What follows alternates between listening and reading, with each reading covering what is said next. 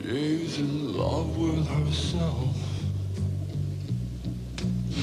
She likes the dark. It's that we don't like the human species as a whole.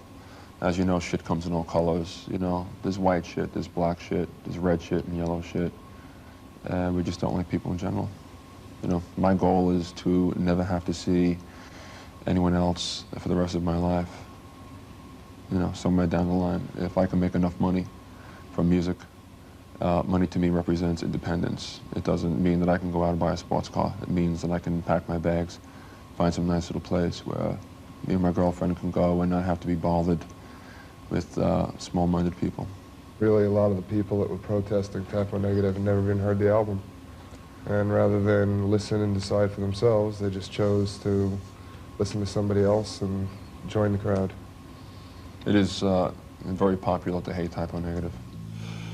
I admit the album is quite diversified, and I think people would have to view it with an open mind, which I know will be very difficult to do, you know, judging the people I've met over the last 3 years.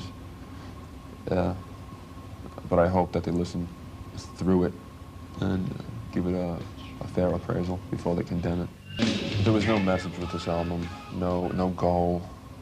I'm not trying to tell people what to do or trying to make them think. I write songs from my heart. These songs give me pleasure. The band likes the songs. That is all that matters to me, is that we like to play them. We like to record them. What people think after they buy the album does not matter to me at all.